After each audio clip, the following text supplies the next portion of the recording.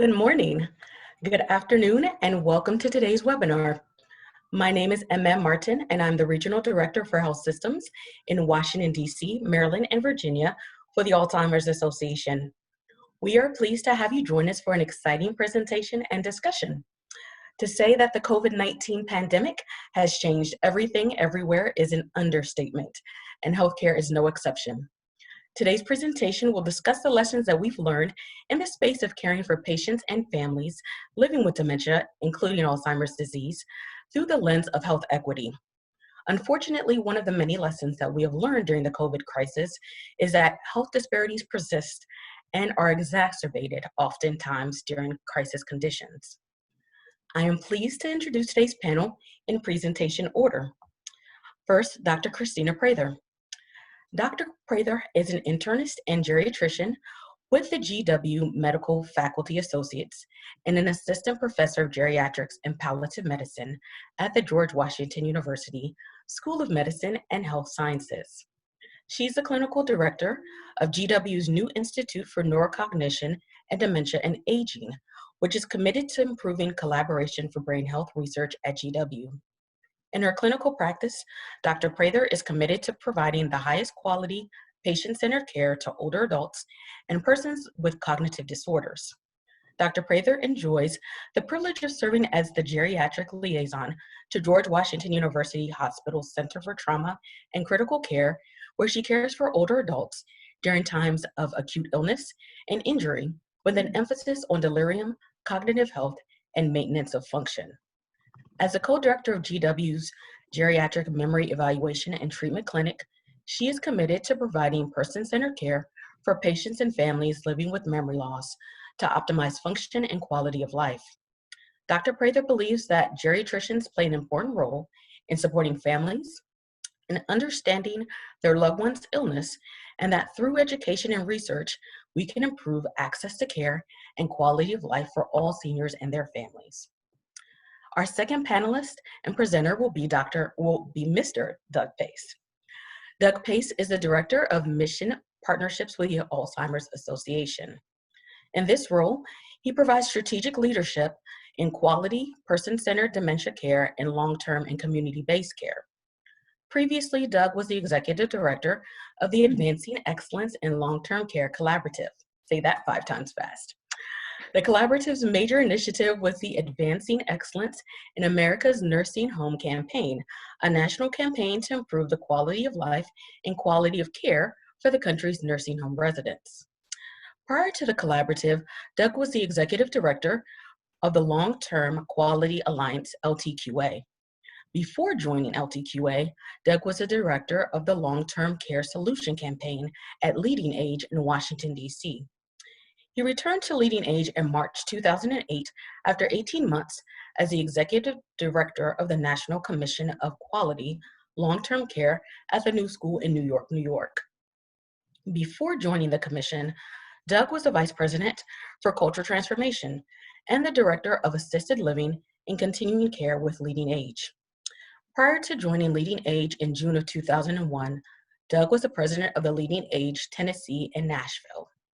He is a licensed nursing home administrator who ran a 210-bed multi-level facility, including a skilled nursing facility and a secured Alzheimer's unit and assisted living before joining Leading Age in Tennessee. And last but certainly not least, Dr. Tania Alchalabi. Dr. Tania Alchalabi is an assistant professor of medicine who has been with the GW Medical Faculty Associates since 2013.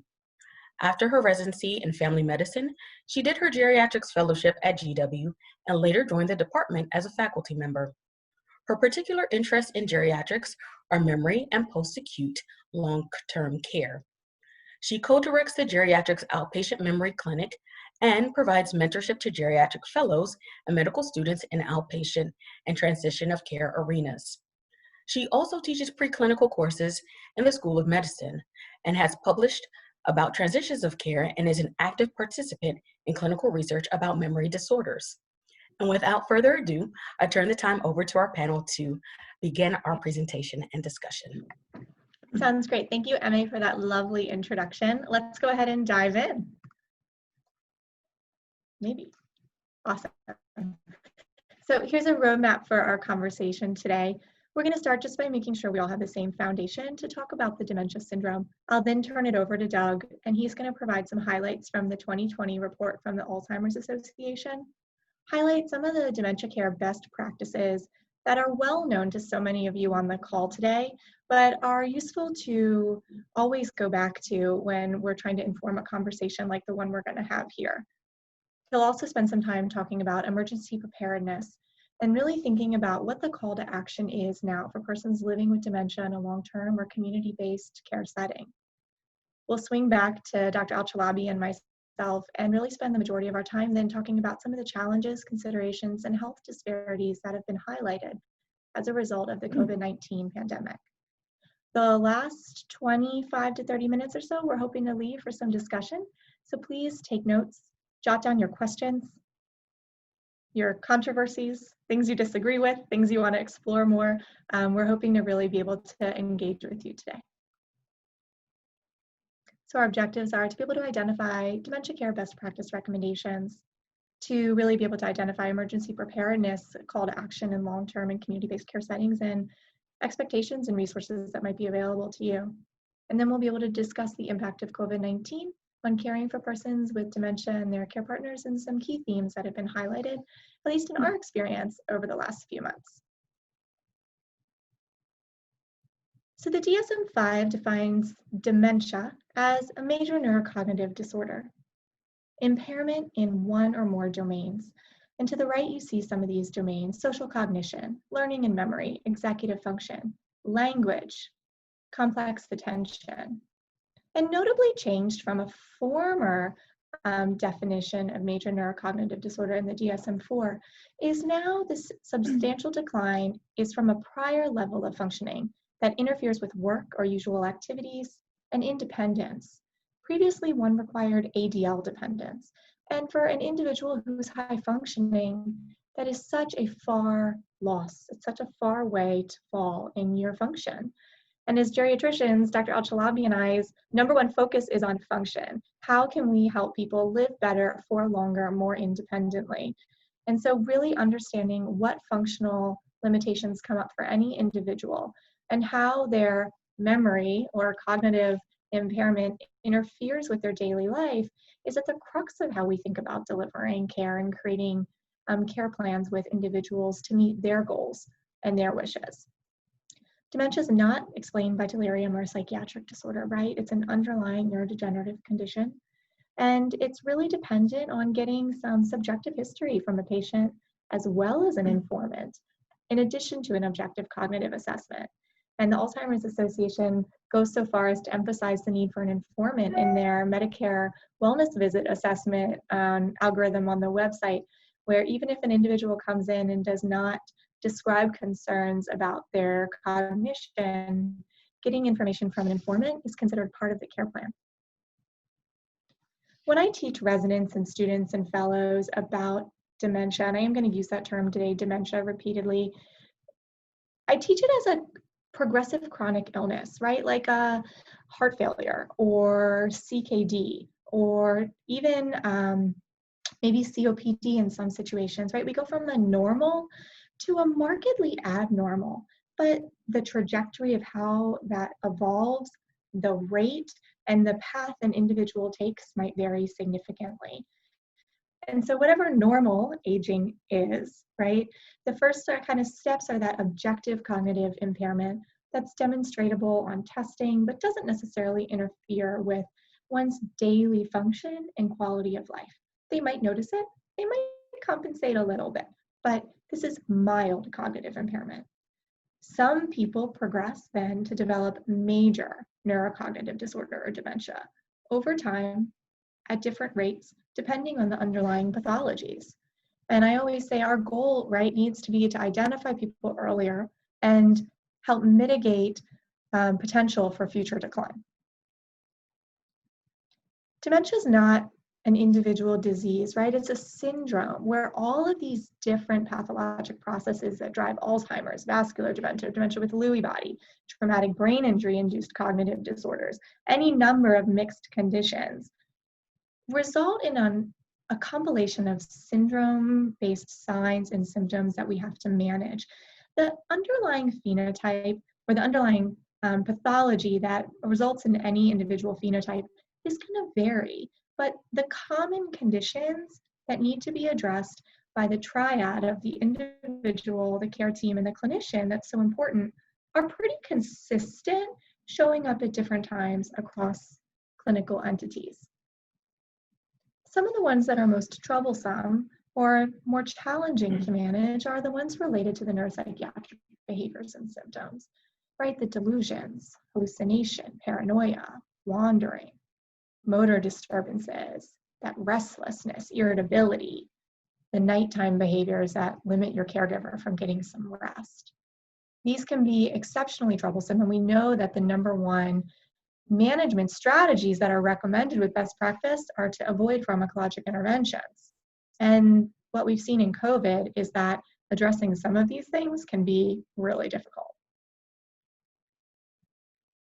As always, when we're talking about taking care of individuals, taking care of people, and developing care plans that really respect their priorities and what matters to them, we're constantly in a balance of autonomy, dignity, safety, the individual and what defines them and who they are, as well as trying to create care plans that balance those things with some of these core topics that come up in dementia care, like falls, eating challenges, weight loss, memory or other cognitive loss, wandering, ability to participate in or accept personal care, right? And COVID really highlighted for us in our clinical practice places where this scale had been balanced as much as it can be and got tipped by the abruptness of how we had to live in this pandemic. And so we'll get to some of those stories shortly. But next I want to pass it off to Doug, and he's going to share with you some information from the Alzheimer's Association. Thank you so much, Christina. And good afternoon, everyone. And thank you so much for having me participate in this webinar today. So we're going to spend a few minutes talking about some emergency preparedness guidelines that the association developed. When COVID first started, we wanted to make sure that we were participating in a way that could really have a contribution from the standpoint of the association. We know that the provider community and their related associations, rightly so, were and continue to focus on preventing COVID from coming to their buildings, working on infection control procedures, and stabilizing their workforce. And so we started developing some guidelines around how to best care for persons with dementia in long-term and community-based settings. Everything I'm going to be talking about today, you can find on our website, and these particular guidelines, I have the link there below. And so what we did is, in developing these guidelines, we reached out to a lot of our colleagues. We have a Dementia Care Provider Roundtable that includes providers from across the spectrum of long-term and community-based care and other affiliated aging associations. And so in the end, 36 provider associations and organizations came together and collaborated with us on this document. Next slide. Before I do that, though, I thought I would just give a few facts and figures. Every year, the Alzheimer's Association publishes a facts and figures report. And again, that information in that report is downloadable at alc.org/facts. And it's really a great resource. And if you haven't looked at that, and if you're needing any information around Alzheimer's disease facts and figures, I encourage you to go to that report. Let's go to the next slide. So just a couple of things that we learned and that were published in this year's report. We know that currently more than 5 million Americans are living with Alzheimer's, and we know that that number is expected to triple by 2050. It's now the 6th leading cause of death in the US and the 5th leading cause of death for both those 65 and older and for women of any age. Every year we do a special report. This year's special report was around looking at primary care physicians, and you can see that a great majority of them, 87%, expect to see an increase in people living with dementia during the next 5 years. But as a profession, they really feel like they're not prepared to meet this demand. So again, I would encourage you to read that special report to really provide you more information in that area. Next slide. This is another example, and I know it's hard to read on this slide, but again, we'll be sending these slides to you later. And this it just shows you the type of information that's in this report. For instance, a state-by-state report that shows you the increase that's projected between 2020 and 2025 by state. Next slide. But let's talk a minute about those Alzheimer's unpaid caregivers. And these are people who are providing unpaid care every day. We know that in 2019, more than 16 million Americans provided an estimated 18.6 billion hours of unpaid care. And if you value that out, that comes to $244 billion. We also know that the lifetime cost of caring for a person with dementia continues to increase. In 2019, that amount was estimated at over $350,000. Next slide. So who are those Alzheimer's caregivers? Who are those non-paid caregivers that are providing that care before they start to needing services from a paid healthcare professional? Over half of them are primary caregivers that take care of their parents. And over a quarter of them are those sandwich generation caregivers that are taking care of both a parent and a child. We know that over 2/3 of caregivers are women. We also know that women and persons of color are disproportionately affected with this disease as well. So this truly is an issue that is truly disproportionately affecting women. And about 1 in 3 caregivers is age 65 or older. And look at this next statistic. 41% of caregivers have a household income of $50,000 or less. So if you think about the previous slide and thinking about the long lifetime cost of caring with someone with dementia is over $350,000. It really shows us that we have a real problem with the numbers where they just don't add up. Next slide. And then looking at it from the standpoint of paid care professionals. In 2020, the national cost of caring for people with Alzheimer's is expected to be $305 billion. That's up from $290 billion from our last report. And it doesn't include that $244 billion of unpaid caregiving by family and friends. So if you combine those two numbers together, you can see that today in 2020, we're over $500 billion a year between paid and unpaid care. Next slide. And on that paid care side, from that $305 billion, we can see that the vast majority of that is through the Medicare and the Medicaid program. And who pays for that? We do as taxpayers. So I think it's very important for us to understand that the burden is really being borne through the Medicare and the Medicaid program on the paid care side. Next slide.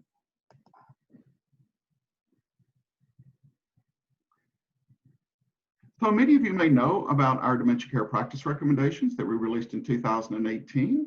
When I came to this, and Christina, if you would hit that slide one more time, I think it'll, there you go. Thank you so much. When I came to the association almost 5 years ago, I knew one of the projects that I would be involved with would be updating our dementia care practice recommendations. And my colleague, Dr. Sanfazio, and I were the co-leads on this project.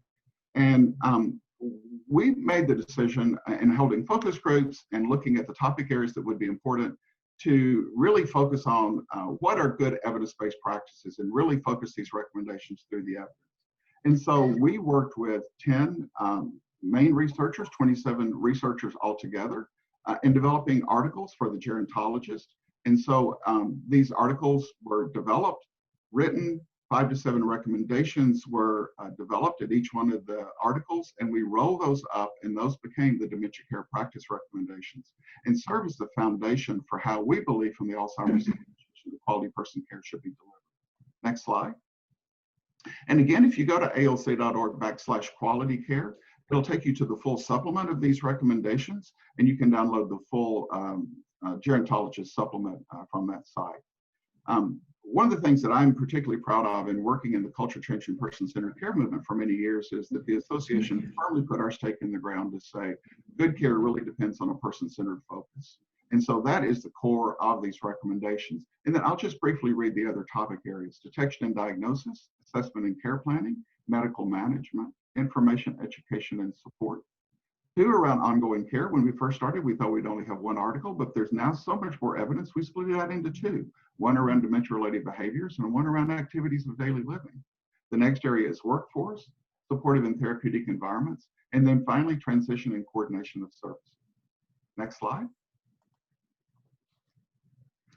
So these recommendations really serve as the foundation of how we started looking at developing these emergency preparedness guidelines. And again, we did this because we know that a great percentage of all people who live in nursing homes, assisted living, and get served through home and community-based services have dementia. And you can see from here around 48% in nursing homes, 42% in assisted living, and then the other home and community-based services.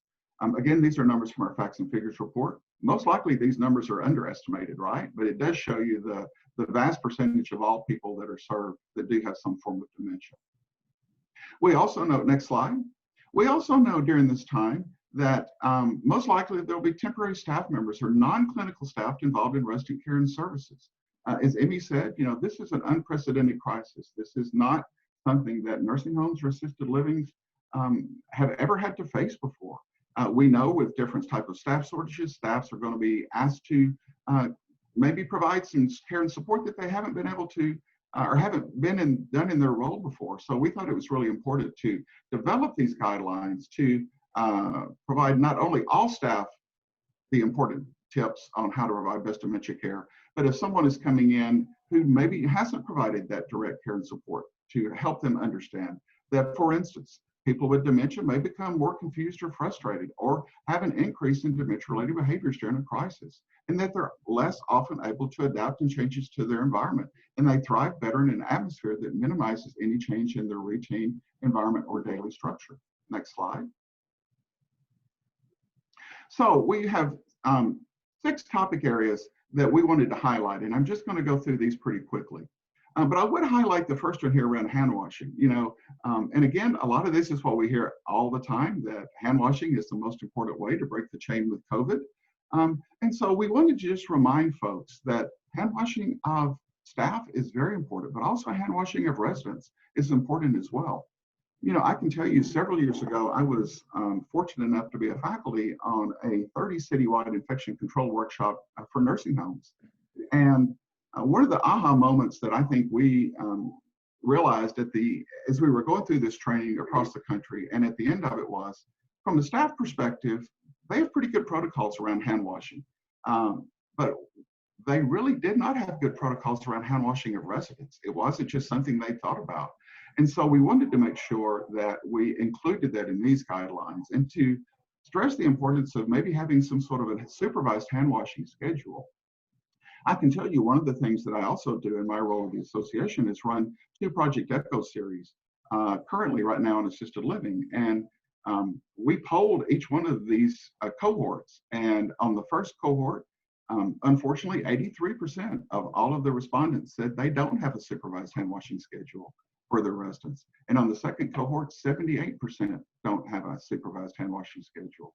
So this is something I think is really important to stress to long-term care providers, that hand washing from staff and for residents is particularly important. The other one that I will just highlight is adopting social distancing practices. We know that persons with dementia, this is really tough, and we're really hearing stories from the provider community that this is a real struggle. Next slide. So again, even in emergency situations, we know that it's important to practice person-centered care. So these are the recommendations of the person-centered care article that Sam and I were the co-authors on in the Gerontologist. And I just wanted to make sure that to remind everyone that of those 56 recommendations, the very first recommendation is know the person. And we believe that that's the lens through which every activity should be utilized. It's very important that you have a process in your community that allows you to know the person and to plan the care around them. And then once you know the person, to recognize and accept their reality is really important. And by doing that, it allows you to identify and support ongoing opportunities where you can really have that meaningful engagement. And once you do that, that helps you build and nurture those authentic relationships. And then that does create and maintain a supportive community for everyone working in that community, and for the staff and for the residents to have the best day they can have. And then it's important to evaluate care practices regularly and make appropriate changes. You know, there's 2 continuing themes that we have in our dementia care practice recommendation. One is around the importance of quality improvement and evaluating care practices to make sure that you are evaluating what you're doing, seeing where you need to make improvements, and then make sure you have that continuous quality improvement cycle going on all the time. And then the second one is around advanced planning. Now, even more importantly, it's important to make sure those advanced planning documents are up to date. And why is that important? Well, but you want to make sure that people's wishes are honored in the event of an emergency. Next slide. One of the things that we recommend, and I will say again in polling from our ECHO participants, most communities have done this, but is to have a personal information form. And again, this isn't a definitive list. These are ideas of things you can have in that list. But again, thinking if you have someone, and we've heard, for instance, examples of someone who used to drive the van in a community. Well, the van's not going anywhere. So now that van driver is providing some structured activities one-on-one to residents in their rooms. Well, it would be important for them to learn about that person quickly. So having some sort of a personal information form that is either on the back of a door or someone that's accessible is really important to make sure if you're going to practice person-centered care and you're going to know the person, to be able to quickly gather that information. Next slide. And then this is one of the things that we're hearing more and more all the time is around the issues around social isolation and the importance of keeping families and friends connected. In all nursing homes in the country, we're now starting to see them open up a little bit. Same with assisted living, but for the past 12 to 13 weeks, you have to think about, we've completely changed the paradigm of congregate living. The whole purpose of having congregate living is that social interaction, to be able to have communal dining, to have communal activities. And now we've stopped all of that, and residents are not being allowed out of their room very much. So how can we work with the communities, and how can the communities work with families and friends on how to communicate with them? And there's lots of great examples. We don't have time to go into all those today, but again, put in the chat feature if you know some exciting ways that you've learned on how a community that you're working with has done this. We'd love to hear about that. And then another place is to have a what you should know fact sheet. And again, maybe this is at the front of the resident record, making sure that you have a copy of this and that the family members have a copy of this that has all the important contact information. You have their contact information, they have yours. But also, this is a good place to list some adaptive devices that the person has. If they do wear eyeglasses, or if they have hearing aids or dentures, if an emergency situation and you had a staff person that wasn't familiar with that resident and they had to leave in an emergency situation, then this form could show you to make sure if they have adaptive devices that they follow those with them. And just to remember that each family is unique, and sometimes it's friends that are just as important to that person as it is family members. Next slide. And again, something that we wanted to make sure we highlighted was nutrition. We know that persons with dementia may not be able to recognize hunger and thirst. So it's important to remind those staff members that they're going to help with that, and they may to provide assistance with eating and drinking, and that may include verbal or visual or tactile clues. And that could be some simple things like high contrast dinnerware or adaptive devices to help them be able to eat more independently, or just some modeling behavior. And one of the things that we know is sitting and talking with the person during mealtime may improve intake. One of the things that we're hearing over and over from communities is that with non-communal dining, residents are not eating as much. And we're starting to see some severe issues where if they don't have that opportunity for that communal dining to see their friends eating and being able to model that behavior, their nutrition intake is really severely being hampered. And we are hearing that staff, when they have enough time, just to spend a few minutes with that person when they come to the room and they're developing and deliver their meal, can make a huge difference. Next slide. We know that walking and unsafe wandering is always a huge issue, even in normal times. But I think it's always important to remember that walking is a purposeful motor activity that promotes mobility and strength building. The one thing we don't want is for residents to be sitting in a chair all day for many different reasons. They're going to lose muscle. They're going to have muscle loss. They're going to have skin integrity problems. They're going to develop pressure ulcers. So it's important for them to be up and about every day. But it's also important for them to be able to do that in a safe environment. Many communities have a secure perimeter and allow them to do that. But it's really important every day, even during these times, to have some sort of a structured exercise to make sure that people spend some time outdoors every day. One of the evidence-based practices that we have in the dementia care practice recommendations is around bright light therapy.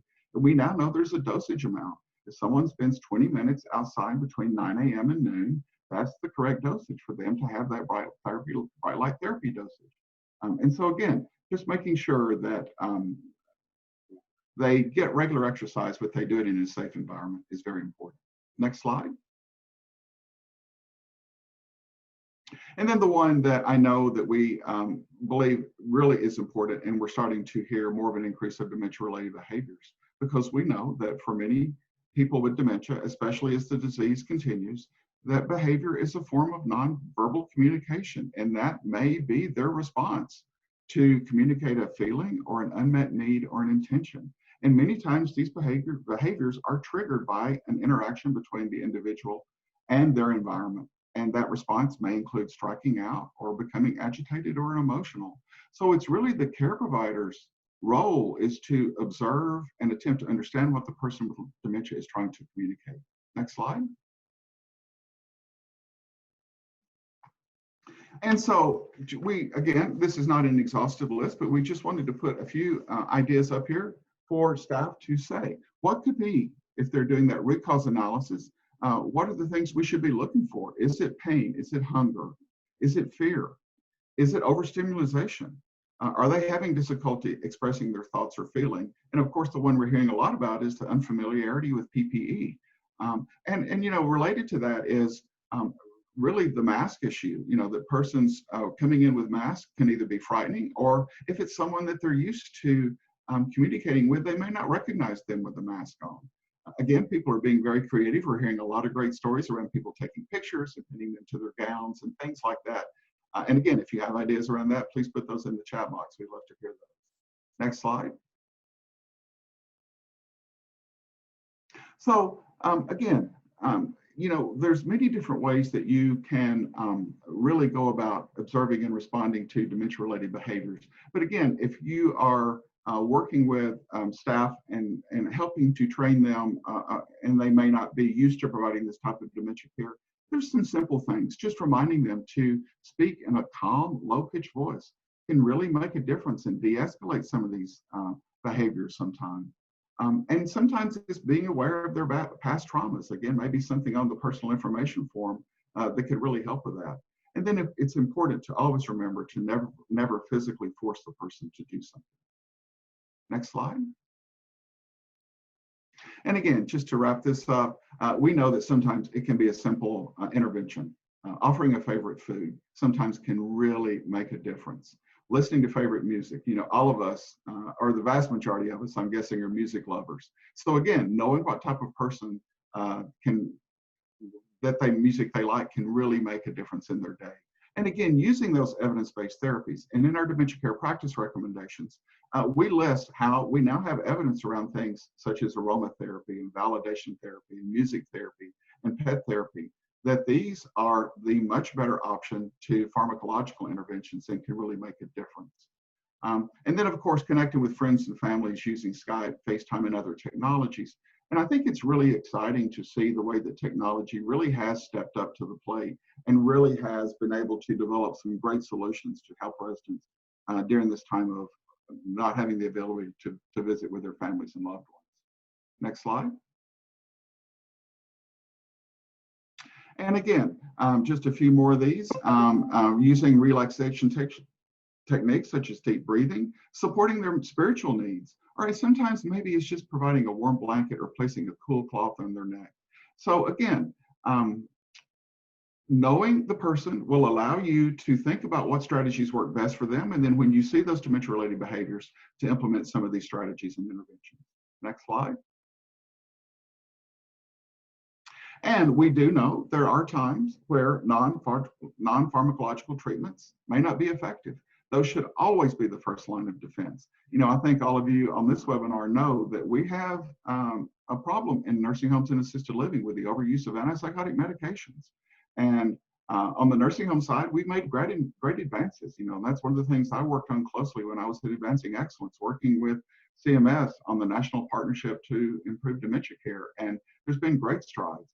But we also know this is an issue in assisted living as well. And for instance, Dr. Cheryl Zimmerman, in her work with the University of North Carolina, estimates that approximately 27% of all assisted living residents are on an antipsychotic medication. And so it's important to use those non-pharmacological approaches first, but if those don't work, then naturally they should be evaluated to see if medications are appropriate. Next slide. So just to wrap all of this up, it's important that as much as possible to provide a consistent routine, to make sure every interaction or task is an opportunity for engagement, and to put the person before the task. So I think that's back to you, Christina. Unmute here. We've got some sirens in the background. Great. All right, so we're just going to dive in here quick. Let me adjust my screen. So just highlighting what Doug said, right? So we know that there are core themes in dementia care, and he spent great time talking about this. But what we've identified is that in the COVID era, we now have some different themes that are coming up, right? Mm-hmm. So new and changing cognitive and behavioral symptoms, questions around how we deliver healthcare, technology and telehealth utilization, not just professional care delivery, but also informal healthcare delivery. We are seeing a lot about the impact of isolation and infection risk on the daily experience of patients and their caregivers, including inability to receive or delay to services. We're seeing an impact on our underserved and most vulnerable communities. That includes communities of color and lower socioeconomic status, who are at risk of higher morbidity, mortality, and lack of access to the type of care that they need. We know that there are challenges meeting the needs of hospitalized older adults. And as Doug was talking, I was just thinking about all of the ways that we cannot meet the person-centered needs based on sort of how acute care has been delivered in the era of COVID. And some of these things have really been exacerbated and highlighted challenges in delirium and functional loss. And then we're going to talk a little bit about the need for COVID-specific advanced care planning in the community and long-term care facilities. And this is critical in how we respond to this pandemic to make sure that people's wishes and values are respected. So I'm going to turn it over. Dr. Alchalabi, our first case. All right. Good afternoon, everyone. So our first case that we're going to discuss today about 76-year-old man with dementia, diagnosed about 5 years ago. His wife thinks it's vascular. We thought it's Lewy body dementia. So she called and said, I am concerned. He's asking for more cookies. He screams all night asking for cookies. He refuses care. He yells at everyone. He is falling more often. I'm miserable. He's miserable. And all what she asked for was, I just need to sleep for 3 hours straight at night. And that's all what I'm asking for. So some of the things that we, next slide please, we can highlight in this case is how do you address that frustration and not being able to leave the home?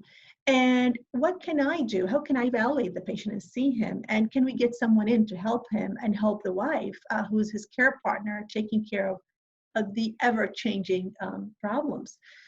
So I believe, we believe that the best thing is to know your patient and know their environment.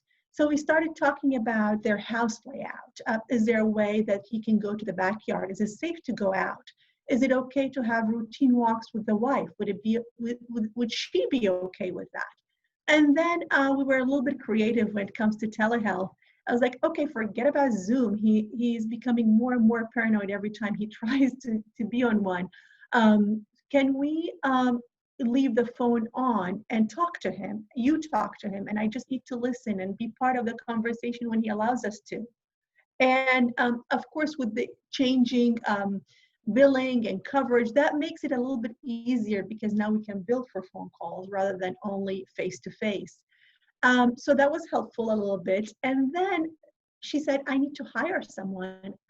They have the financial means to hire someone, but any aide she talked to wanted the patient to be tested. So that raised a lot of ethical questions. He's asymptomatic. Does he need to be tested? He hasn't been out of his house. Does he need to be tested? And then even if they both agreed on doing that, early in the COVID era, but that was back in March, how can they get tested? According to CDC guidelines, he doesn't meet the criteria to be tested. So where can they go and get that done? So all of those things I thought were very interesting. And again, we talked about non-pharmacological approach, and the wife was really eager to try everything possible before thinking about medication. So those were, again, just to highlight our consideration that the non-pharmacological management is the best way we can go, hopefully. And then the telehealth challenges. Not everyone is Zoom friendly. Maybe we need to be a little bit more creative. We've had cases where we had both daughters on the phone and the patient is on Zoom or vice versa, and it works. Sometimes it doesn't work, but we try. And again, consideration for testing and to allow people in and the limitations with that. Thoughts, Christina? No, I'm curious about your next case. I think for the sake of time, I'm going to hold my questions for the next one. So the next case, actually, 79-year-old female lives with her husband independently in a retirement community. She was diagnosed with dementia about 3 years ago, Alzheimer type. They were doing okay. Her husband is her primary care partner. They have very good support from their daughter. That's the reason they moved into DC, actually, to be closer to their daughter. She has a dog that they both adore, and the patient was very much involved in dog walks throughout. And unfortunately, COVID started, no visitors allowed, so they were not allowed to leave the building to see their daughter. The daughter was not allowed to come in. And throughout our appointments through Zoom, the daughter was expressing her concerns, saying, "Look at my mom, that's not the way she used to walk. She's always now asking where she is, this is not my home, this is not my husband, I need to get out." And the husband is not sleeping because he is worried about his wife, waking up every hour on the hour, checking, making sure she's okay. So I did notice that the walking was not her baseline. So we recommended PTOT. And then came another challenge, which was, the building is not allowing PTOT. They cannot come in. They're not considered essential because they know this is all of the precautions that they're having to, prevent spread of the virus. And I actually generated a letter urging them to consider PT or consider the daughter to be a very essential aid to the patient, and or maybe create something around walking the dog. That was rejected on multiple occasions. So next slide, please. So moving forward, like you see all of those things that the patient was missing, the lack of routine, no mobility, no pets, which was a very therapeutic tool. Husband is getting tired, reaching burnout, and no understanding from the community where they live in about their needs. And I felt like my hands were tied. What else can I do? I tried writing letters. Nothing changed. So just moving forward a little bit, weeks later, the daughter was allowed to walk the dog outside their building. They walked 6 feet apart. That provided some help. PTOT was still not allowed in as we were speaking, so I'll see what happens next. One of the things that struck me when we were talking about this case in real time over the last couple of weeks was your and the family's recognition of the need to continue to implement these routines or to get in physical therapy. And because of sort of the restrictions in the facility, we weren't actually able to meet her needs, and the stress and sort of trauma to her whole care team around that. Do you feel like that harmed the relationship with the community where they were living? Yes, it did. Her husband actually is a very active member in the community. He's the head of many, panels, and he's very involved. And he really thought that everything that was offered was not putting in consideration his wife's situation. He said everything designed for people with no cognitive decline. Everything is starting from Zoom, starting from how to eat, how to practice physical activity, put something online on YouTube and start practicing. It's like, well, my wife can't do that. So he really felt left out. It wasn't that person-centered care that we know so much is the way we need to be treating people. Absolutely. All right, here's another one. Okay. Oh, I like this one. So, yeah, I like it too. So this is a 95-year-old gentleman, very mild cognitive impairment, but he's very independent. a brilliant mathematician. I always enjoy sitting and talking about everything else other than actually his medication. He talks about politics, he talks about history, he's amazing. He lives alone, he has diabetes and coronary disease. He's someone who actually either sends me colorful reports about his blood sugar, blood pressure readings, and he keeps track of everything. So this is his baseline. And with the COVID, he's staying in his apartment all the time, watching TV till 2 a.m., seeing no one. And then he calls now my clinic and saying, I need to see you. I think I'm developing Alzheimer. That's what he thought. That's what he thought. He's like, I'm forgetful. This is not me. I don't know where things are. That's driving me crazy. I'm very anxious. This is not how I want it to end. He ended up having a fall. He was heading to the bathroom, had a fall, and ended up with a rib fracture. He refused going to the ER, refused going to the hospital. I saw him, ordered an X-ray, confirmed the rib fracture. We were able to get PTOT. This is a different community. Get PTOT in. He was able to hire actually an aide about 4 hours a day to help him move around and do things while the pain is getting better. And for pain management, he was only on Tylenol. So this is what we thought. I was like, okay, this is the gentleman with the very high functional level to start with. And now he's super anxious, and we didn't know whether the social isolation leading to anxiety, leading to cognitive impairment, or the social isolation leading to cognitive impairment, and that is making him super anxious because he's aware of the changes. So it was like an evolving situation. And I was super worried about his falls. I was so worried about the lack of interaction. This is a very, very social person.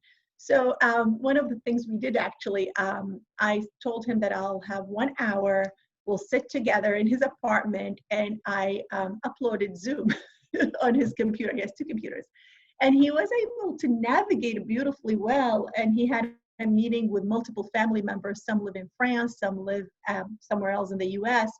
And I can see it on his face that meant a lot, because now he can connect with people and talk, which he loves to do. And we also talked about restricting watching TV and normalizing the sleep cycle again. I was struck in this case by how much this gentleman was able to access because of a position of privilege, right? He had a wonderful relationship with a clinician who was willing to invest the time to help him get socially connected on Zoom. And how many of our other patients don't have that potential outlet? No, unfortunately not, no. But you certainly highlighted the cognitive changes we're seeing as a result of isolation. Yeah. This is a patient in a different community. We'll say it's across the tracks, or in DC, it's across the river. This is a patient of mine who I've been taking care of for a couple years with moderately advanced vascular dementia. She also has end-stage renal disease on dialysis and a really high burden of this agitation, anxiety, restlessness, motor, fenestration. So she lives alone. She gets 8 hours of care daily through DC Medicaid. That's a way that DC Medicaid pays for support for residents in need of that care. Her family can't Zoom. They have one of those old cell phones that looks like a candy bar, right? It's not a flip phone, it's not a smartphone, there's no camera, no one has email, no one has a computer. Her daughter would love to move the patient into her home, recognizing that mom needs overnight care, but patient lives in DC, mom lives in Maryland. And around here, that's like crossing countries when it comes to transitioning care services and insurance benefits. Everyone acknowledges that the patient can't be left alone, but her daughter refuses to put her into a nursing home. She's afraid of her mom getting COVID and says, in our family, we have dementia and we take care of our own. But the barriers around her geography are making it even more challenging. The patient starts to have increased episodes of agitation. She pulls out her dialysis needle during her dialysis sessions, which is a huge safety concern. She's yelling at staff. And she goes from being hospitalized once every couple months, maybe once or twice a year, to almost monthly, and in some cases bouncing back within a couple days. In the evening, she tries to wander out of her home, but unlike the first case you shared, Her family says it's not safe. In the community she's in, she cannot be out in the community at night. And this lady is not wearing a mask. There's no ifs, ands, or buts about it. During all these hospital stays, she is in the hospital with people who have COVID. This is in kind of our peak. She's at dialysis with people who may have COVID exposure. And I think back to these hospitalizations and how many of them were prompted by a care provider not showing up. They called out because they didn't have PPE, or they didn't feel safe, or they were concerned about bringing COVID to her or taking COVID from her or her home into their own families. And how many times somebody different or new showed up, and how that unfamiliarity prompted more agitation or more aggression. Over several years, I had known this woman and her family, and had never questioned their commitment to providing her care and really wanting to do what was best for her. But in our recent months, the escalations and these new signs of potential increased physicality in the home, we did decide to call Adult Protective Services and get some eyes in the home to make sure that things were okay. And I debated whether or not to share this, but I think it's on point with the conversation that we're having now about race in this country. And this was a Black patient, and I am clearly a white provider. And we had a long-standing relationship based on, I thought, trust and a therapeutic relationship. And after we called Adult Protective Services, really we're tipping on the side of safety now in our decision-making. And I feared it might undermine our therapeutic relationship. The family accused me of not wanting to take care of her because I was white and she was Black. And not recognizing that a number of the providers in the hospital taking care of her, Dr. Alchalabi's not Caucasian like I am, but we both have light skin, and this woman did not. How many of our providers at the physician level really can walk in the footsteps and look like some of our most vulnerable patients? And we have to look hard at that. And if it's uncomfortable, we have to talk about it. And so I am going to bring it out into this space today and say, we need to be having those hard conversations, because they said I didn't understand what they were going through because I was white. And so when we talk about caring for people in vulnerable communities, right, there are huge issues with access, technology utilization in some places. There are implications for care delivery around zip code and these artificial barriers, also familiarity and inconsistency, right? And recognizing that we're sometimes making really hard decisions around autonomy and safety, and our own cultures informing the care and trying and potentially being barriers to understanding the lives of the people we're trying to have a relationship with. Absolutely. Great points. Okay, so we have another case. This lady is an 85-year-old woman with Alzheimer, quite severe. She has otherwise very well-controlled hypertension, a little bit of depression. I see her in memory unit. She was doing well until she started developing low-grade fever and not feeling well, tested positive for COVID. And that was one of the very few first cases in that community. So everybody, of course, freaked out. No one had any idea what to do. So discussing care, son was very involved, is still very involved. She was getting agitated. The guidelines suggest to isolate. Okay, how can you keep her in her room in a memory unit and with patient with dementia, and tell the patient not to leave the room because he can't. So nurses were tested, aides were tested. They had few cases of positive nurses and aides. So we kind of sat back and be like, okay, breathe, let's think what we can do. So number one, if you want to move this, thank you. Number one, okay, how can we keep her in the room as much as possible without her being agitated? So son agreed on hiring an aide for a one-on-one and sit and read books, do things as much as possible. Then we consulted with our epidemiologist and infectious disease consultant. We're like, okay, can we separate caregivers as well, like the nurses and the aides? Would those who are asymptomatic and tested positive be able to work and provide care only for positive residents? And we were lucky we were able to do that. And then get the patients to be involved when it comes to creating a mask, like Christina mentioned earlier, about maybe picking the color, maybe the shape, draw something on it, be part of a group that can do it. And that helped a little bit. And the nurse was concerned about the agitation and spreading infection to everyone else. So she was asking for pharmacological management.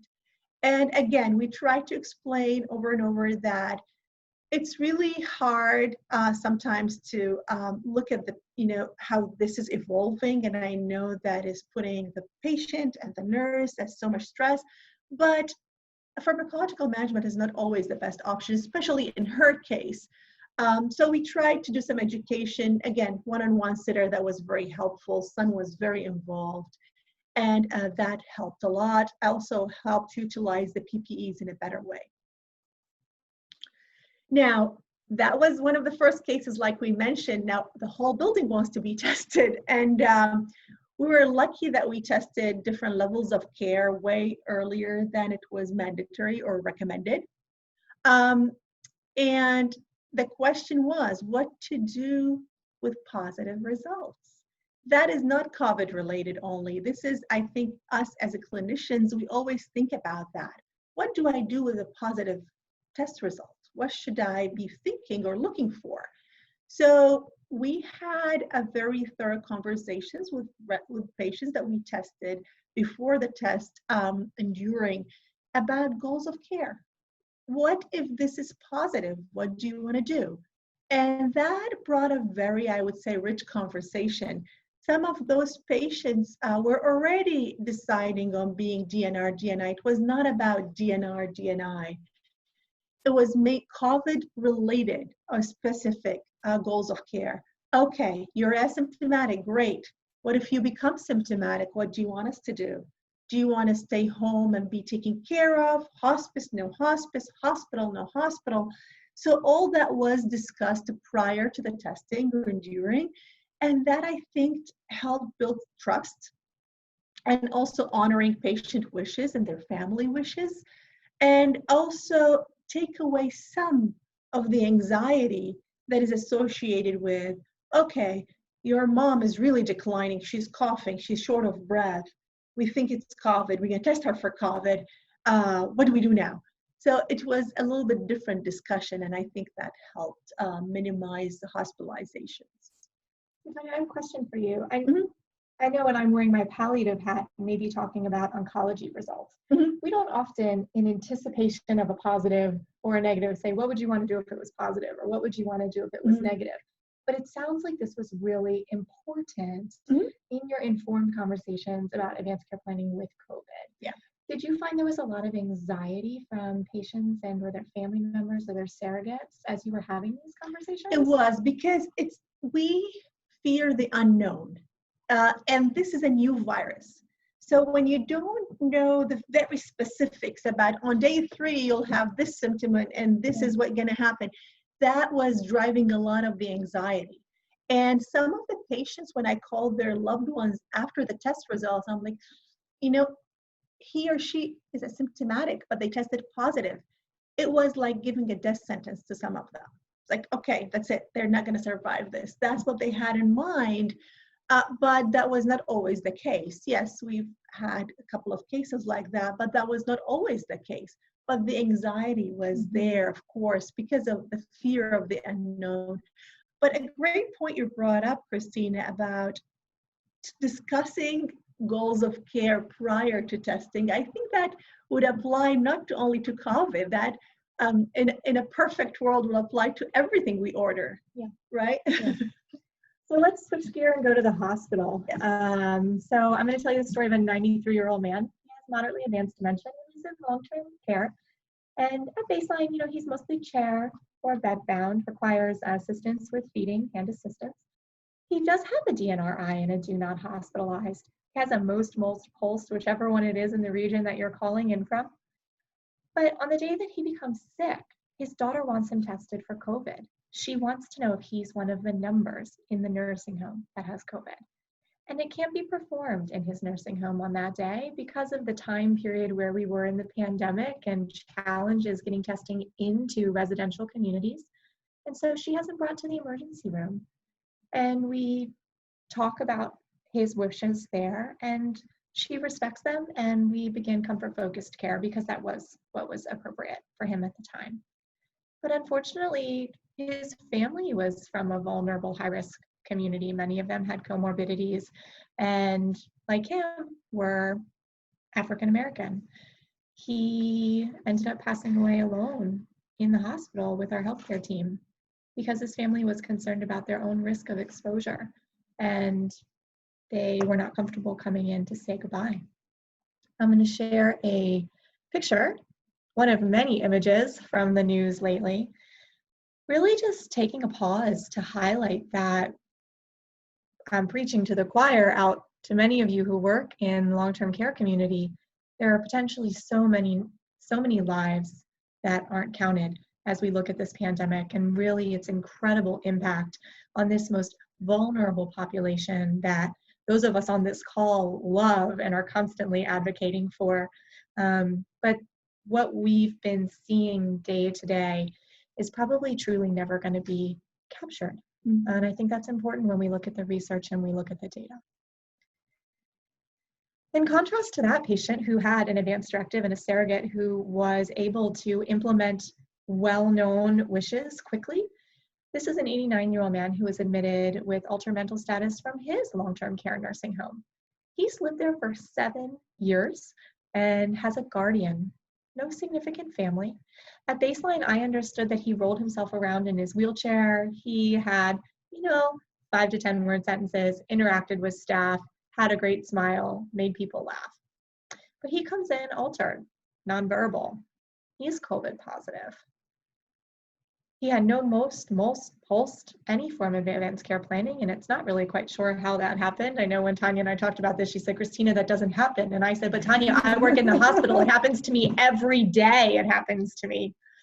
And we couldn't reach his guardian. And there was no secondary contact number. And we called the nursing home.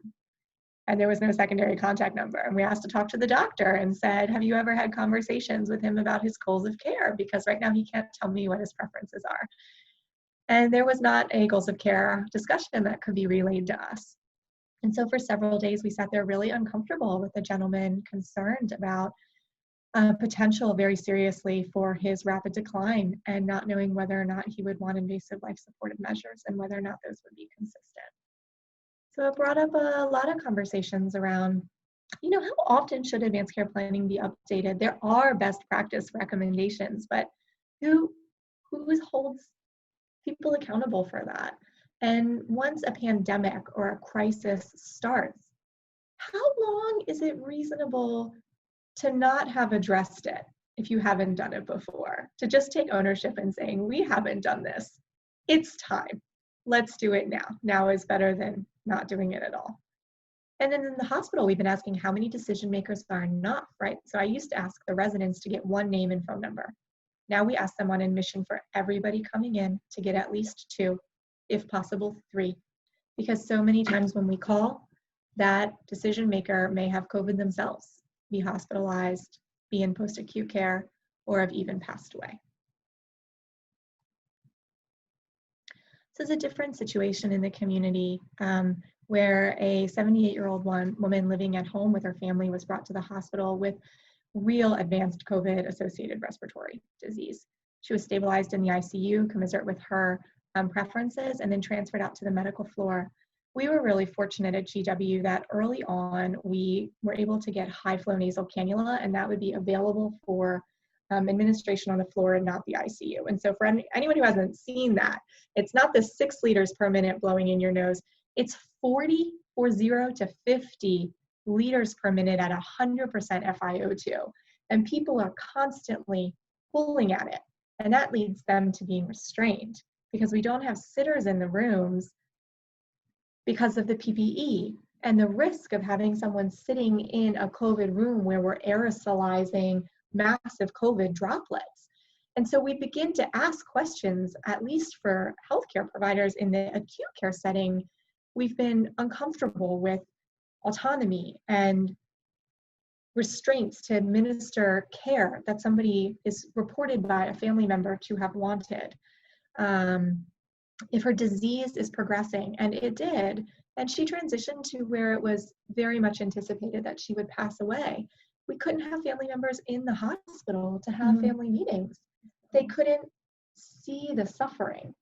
And so I would dress in my PPE as many other providers would and take in our phones, and then later we eventually got iPads, but for a while it was me setting up a Zoom and my phone in a Ziploc bag and going in and trying to say, do you see your mom? And communities of people asking for us to do everything. Right? And so how did these visitor restrictions impact the delirium? The need to restrain people more who otherwise maybe family could have assisted with. I had so many people who required NG tubes for nutrition who would then get restraints because they were pulling them out, and we would ask the question around nutrition and support or restraints, but they were refusing care from care providers that they didn't know. And it was really markedly highlighted in one case where her daughter worked in the hospital and would come 3 times a day and feed her. But not everybody had that privilege. We also had questions come up around, different communities of people were being hospitalized, right? Some of our most vulnerable people of different races and socioeconomic status were the ones in the hospital. And these are also communities of color where people have traditionally maybe not had the most access to care. And they, I would say, died very differently than the people in your assisted living. And that is a very real and hardened conversation that we have to have as a community. That's a very good case, Christina. One thing I had to add about everything. In the recent years, I started asking families, what does everything mean to you? Because that might be open the discussion about unresolved issues that are happening between family members, that they're not ready to say their goodbyes, but also what does everything mean to them? Might not always mean being in an ICU fully intubated. Once you start the conversation, I'm sure you did, it might mean a lot of different things. There's a lot of secondary trauma, I think, that will come out of COVID for clinicians as well, but that's an entire different talk. So these are some of the themes we talked about today, and you can read them. I was going to read them, but for the sake of time, they're there. You've heard them. I'm going to remind everyone on the next slide of something else, but Tania and I want to thank the Alzheimer's Association and Doug, especially Dr. Hill and MA, for bringing us together today to put this talk on, and for everyone who's listening for your participation. As a friendly reminder, the Alzheimer's Association has this great 24-hour-a-day, 7-day-a-week helpline, 24 hours a day, 7-day-a-week helpline. Give it to your families, give it to your family's friends, post it on your refrigerator, put it on your bumper sticker.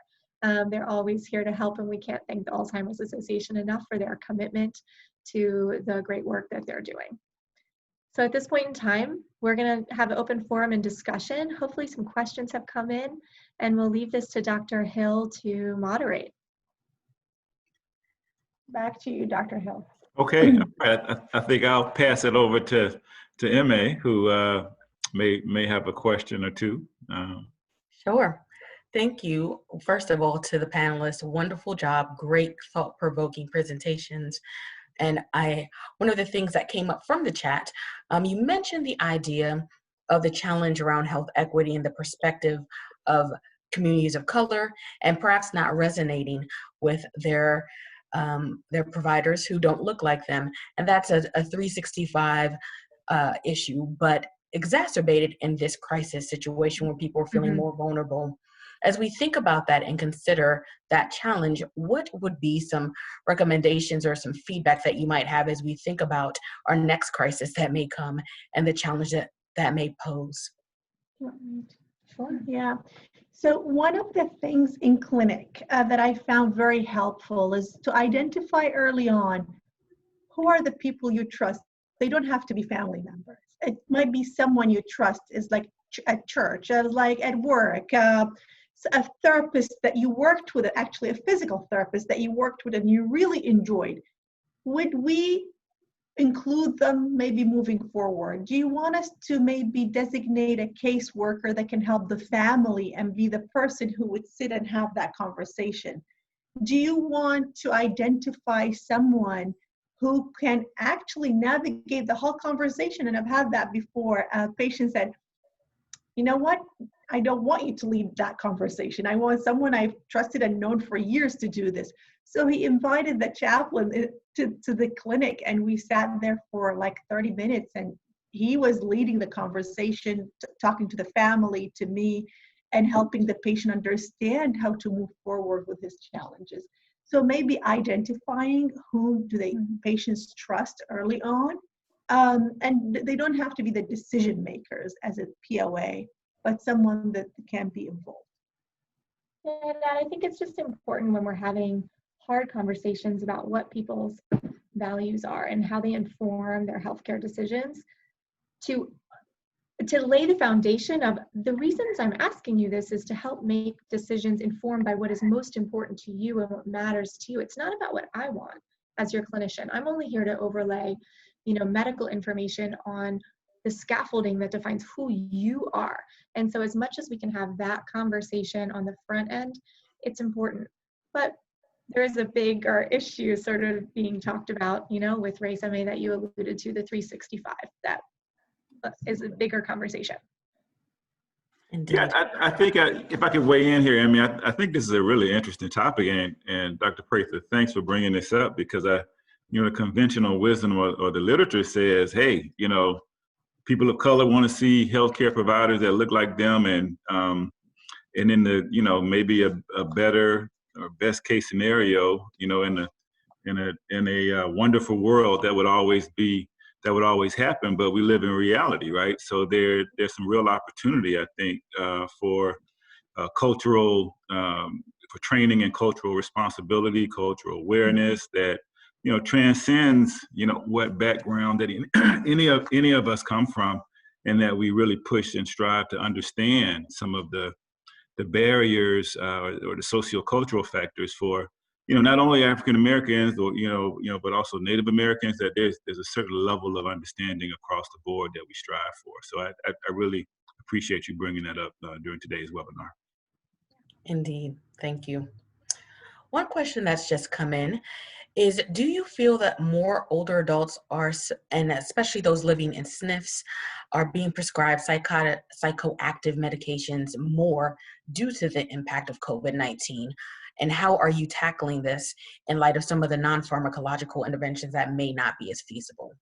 Yeah, I cannot highlight enough, we just talked about the trust relationship between patient and provider. The same thing between provider and the SNF as a team, or the AL as a team. It is one thing if you go there between 8 to 10 p.m. after a clinic once a week and see different people at different shifts, versus getting to let the director of nurses, the nurses, the aides all empowered and be part of the decision making. So really it's about sitting down with them and be like, okay, I know that Mr. Jones is refusing showers. What works? What do you think would work? You've been working with him for 5 years. What works? Okay, do we have to change it from Tuesday to Thursday? Is that going to kill anybody's schedule? No, then let's change it. So things like that. And it's not always, once you break that I think, wall between the provider and everyone else, it creates a safer, more friendly environment and allows everybody to chip in and give you suggestions that are usually very valuable. And that might lead to better outcomes. But again, I don't go to many SNFs now. I go to one, and I haven't noticed an increase, prescription for whether narcotics for pain or for antipsychotics. I haven't noticed that, but I can understand why this might be happening. And again, maybe having a meeting once a week with the nurses might help us understand how to go around it before prescribing anything. Yeah, I'm hearing requests more from a community dwelling families who have lost access to adult day programs, or they have chosen themselves maybe not to have a care provider come in because they're concerned about the daughter of the patient with cognitive impairment, husband who has diabetes and heart failure, and they don't want to have the risk brought into their home. And they're saying, we're making these choices, but dad is up all night and I need to sleep. And there is, every individual is asking questions coming from a different place. And our responsibility is to hear that and try to come up with a strategy that helps, that they can embrace and take on and meets that individual's person's need. There's certainly more of an ask. I'm hearing more of an ask. Sometimes it's been necessary, and I'm almost embarrassed to say that on this call. Sometimes it has been necessary, but there are other times where they're asking, and my favorite 3 words in medicine are tell me more. And then it's tell me more about why you're asking that right now. Tell me more about what it is that actually needs to change, and seeing if we can come up with a solution together. I love that feedback, and it really speaks to the idea of patient-centeredness, which is the theme of the presentation and frankly, the theme of medicine, or at least it should be. And I think if there's anything that we've certainly learned from COVID is the need to apply those patient-centered skills, that cultural competence of tell me more. Tell me what it matters to you and how do we achieve that together. I love the idea that you mentioned of working and partnering closely with the facilities as well as the patients to think about what is the treatment, what is a plan that will be best suited to you, and not what is best conducive to my lifestyle and my 8 to 5 that I want to maintain. So great feedback, thank you. Doug, did you have any thoughts to add? Thank you. So first, let me just say, I thought those cases were fantastic. It was really interesting to hear all of those and how you're dealing with those from your perspective. And I think it does go back to just, as much as possible, having those open lines of communication. Going back to the advance directive piece, we know advance directives, there's so much misinformation and miscommunication around advance directives.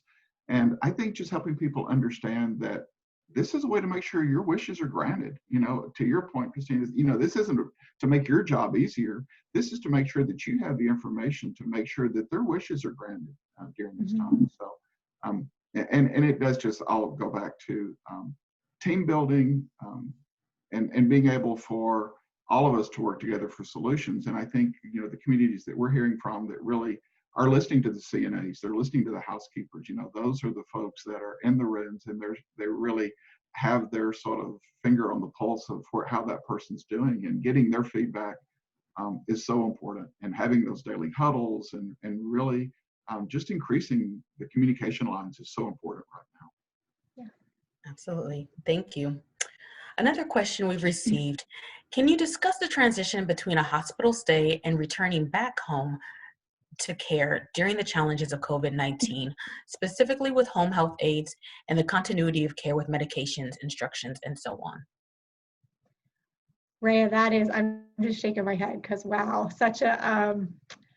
that has really been a moving target, right? So early on in the COVID pandemic, at least in our region, the long-term care communities really were prioritizing the safety of their residents and not wanting new post-acute care cases to come into their space that potentially were COVID or known COVID positive or had come from a hospital setting.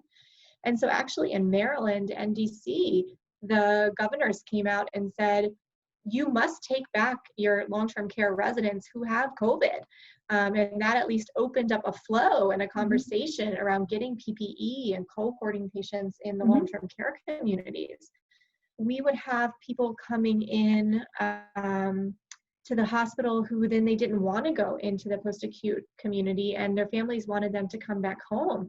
And occasionally would have home health agencies either refuse to take them because they were COVID positive, agree to take them and then not show up, agree to take them, come and quickly leave. And so there were all of these pieces in place. And after 5 or 6 days, isolated in a room where you're not allowed to leave, and because of the penalty for falls in the acute care setting, real lack of mobility while hospitalized, a lot of these people really needed one-on-one support. They were like a mod assist for transport.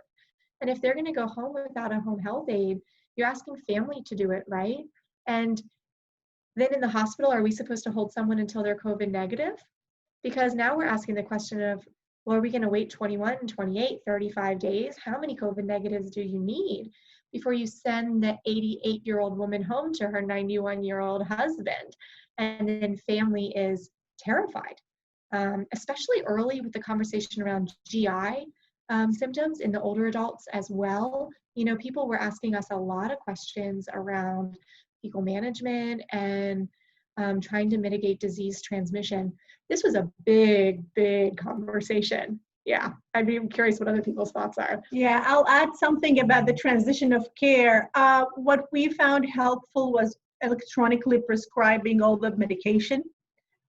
Most pharmacies were delivering home, so we were thinking of prescribing early on, including narcotics or like anxiolytics if needed, and then call the pharmacy, make sure it will be delivered either prior or the day of the discharge, so patient doesn't have to go all the way back to the hospital for shortness of breath because no Lasix was available. And then in addition to that, contact the home health providers and see when are they starting their care. So you don't have a gap, so you don't discharge someone on a Friday and care starting on Monday. We've had a lot of pushback prior to COVID because, you know, there are certain stay days. You don't want to exceed that. You want to make sure you get people, you know, leaving the subacute rehab or the hospital on X amount of days. But again, that situation is highlighting the importance of safety, that you are not leaving until we make sure that this person is coming to your house on that particular time and day. I'd say I keep trying to look for silver linings in COVID because it's one of these, like, if you don't laugh, you're going to cry sort of situations, right? So silver linings. Now we have telehealth and can do a post-hospital visit in the home with the clinician who knows the patient. It's like mind-boggling, right? Why haven't we been doing this for the last decade? And suddenly the infrastructure has had to evolve and the billing has had to evolve to allow that to happen. While we're in this place where we're trying, at least in the hospital, often it feels very not patient-driven or patient-focused, although it is inherently about the patient. I think the system that we're going to have after we kind of catch our breath and stop treading water with COVID has the potential to be much more informed by the user, the patient and the family, to meet their needs. And we need to be informing that conversation to really empower our patients and their families to get healthcare where they need it, how they need to access it, when they need to access it to get the best outcomes. This is Doug. Can I just add on to that? I agree with you. I think technology is going to be one of the bright spots that we get out of this. But I think the other thing I just wanted to make sure that I mentioned before the end of the webinar today, the other thing that we're doing from the association, because we know that testing and availability of PPE is still such a problem so many months out, that we've developed some policy recommendations that apply at the federal and the state level in 4 areas. And those 4 areas are testing, reporting, surge activization, and providing support around availability of PPE and other things. And so those are on our website at alc.org/COVID-19 help. And just want to put those out there, make sure people know about those resources and know that in addition that all of the work we're doing on the program side, the MedSci side, all the great work you're doing, we're also really working every day at Congress, working with members of Congress at the national level, working with folks at the state level to really work on these important issues. Thank you so much, Doug. We appreciate you bringing the legislative piece to light. It feels as though we lived 3 years in these 3 months, and yet so much is still new to us and we're still learning. Thank you all for your input and this wonderful discussion. As we approach time, I wanted to make sure that our participants are aware that we are offering CMEs, and we'll do so by forwarding the link for information to those who register. So if you registered, you will receive the link and you'll also receive our slides afterwards. Again, wonderful job, wonderful conversation, wonderful presentation to our three panelists. If I might tease them for a 30 seconds or less, 3 key takeaways that you'd love to leave our audience with. I'll turn the time over first to Doug and then to the doctors. Well, I think my 3 takeaways are: remember the importance of providing a consistent routine. Remember to always put the person before the task, and to use every interaction or task as an opportunity for engagement.